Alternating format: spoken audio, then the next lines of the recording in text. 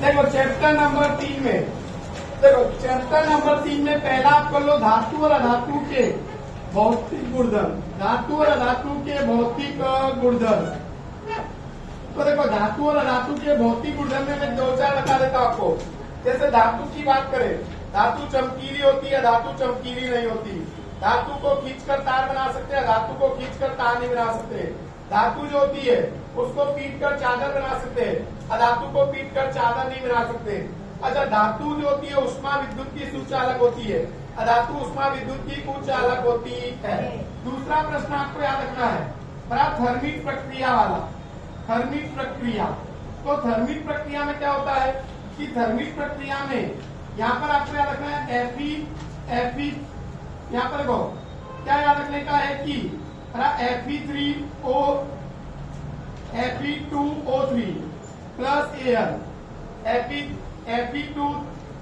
Fe2O3 plus Al, तो यहाँ पर हो जाएगा Al2O3 प्लस Fe। तो देखो यहाँ पर एल्यूमिनियम अधिक सक्रिय धातु है, तो ये क्या करती है कि कम सक्रिय धातु को क्या करती है दूर, और उसकी जगह पर खुद जुड़ जाती है। इस अभिक्रिया को बोलते हैं विस्थापन अभिक्रिया। पर विस्थापन अभिक्रिया कैसी अभिक्रिया है? उष्माक्षेपी अभिक्रिया है।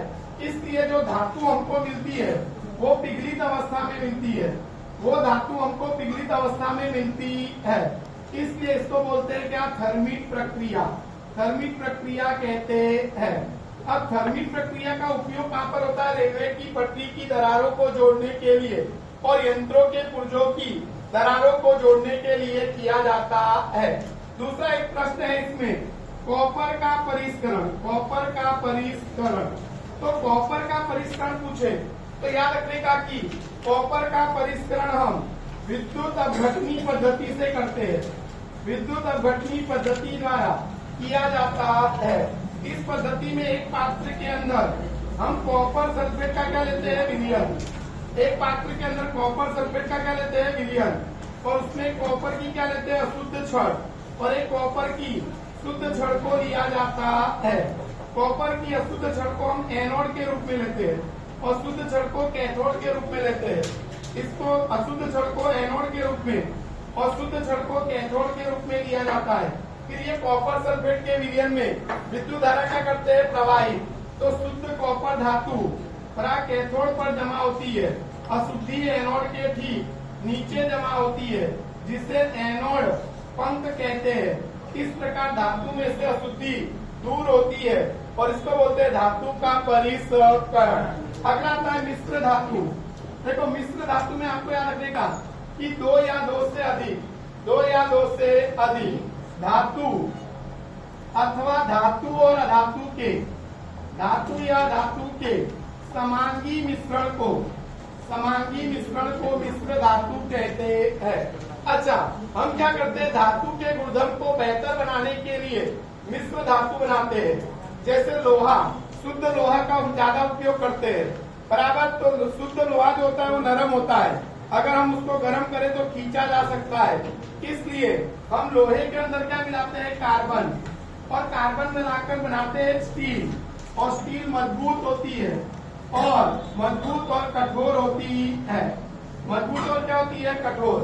उसी प्रकार से हम क्या करते हैं? कॉपर में जिंक मिलाते हैं और मिश्र धातु बनाते हैं पीतल, और पीतल को सरलता से पीटकर आकार दिया जा सकता है।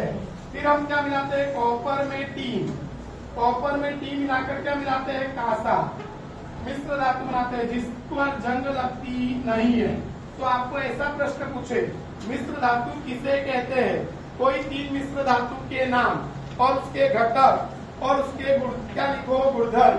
तो आपको ये लिखना रहता है कि 2 या 2 से अधिक धातु अथवा धातु और अधातु के समांगी मिश्रण को मिश्र धातु कहते हैं। मिश्र धातु जो होती है वो हम क्यों बनाते हैं? क्योंकि धातु के गुणधर्म को बेहतर बनाने के लिए हम मिश्र धातु बनाते हैं। अब लिखने का कि जैसे लोहा है, लोहे का हम ज्यादा उपयोग करते हैं और शुद्ध लोहा नरम होता है, हम उसको गर्म करके खींच सकते हैं। इसलिए लोहे में हम क्या मिलाते हैं? कार्बन, और कार्बन मिलाकर स्टील बनाते हैं, और स्टील मिश्र धातु है, वो कठोर और मजबूत होती है। दूसरा, कॉपर में क्या मिलाते हैं? जिंक, और बनाते हैं मिश्र धातु पीतल, और उसको हम सरलता से पीतल आकार दे सकते हैं। अच्छा, कॉपर में क्या मिलाते हैं? टीन। तो कॉपर में टीन मिलाते हैं तो बनाते हैं कांसा। कांसा में क्या होता है? जंग लगता नहीं है। कई बार ऐसा प्रश्न पूछेगा, खनिज किसे कहते हैं? तो पृथ्वी के भूगर्भ में से मिलने वाले तत्व या यौगिक को खनिज कहते हैं। तो पृथ्वी के भूगर्भ में से मिलने वाले तत्व या यौगिक को क्या बोलते हैं? खनिज। अब जो खनिज जमीन में से मिलती है उसके अंदर क्या होती है? अशुद्धियां, और उस अशुद्धियों को हम बोलते हैं गैंग। अच्छा, गैंग को दूर करने के लिए जो पद्धति अपनाते हैं वो उनके भौतिक गुणधर्म और रासायनिक गुणधर्म पर आधारित होती है। अगला हमारा आता है, इसके बाद प्रश्न पूछेगा। तो देखो, ऐसा प्रश्न पूछे कि कौन सी धातु कमरे के तापमान पर द्रव स्वरूप में होती है? तो पारा। कौन सी धातु को चाकू से काटा जा सकता है? सोडियम और पोटेशियम। सोडियम और पोटेशियम। अच्छा, अगला प्रश्न ऐसा पूछ सकता है बराबर कि सोडियम और पोटेशियम, कौन सी धातु विद्युत की सुचालक होती है? तो याद रखने का, कॉपर और सिल्वर यानी चांदी। बराबर, और कौन सी धातु विद्युत की कुचालक होती है? तो याद रखने का, लेड और मरकरी। तो ऐसा भी पूछ सकता है।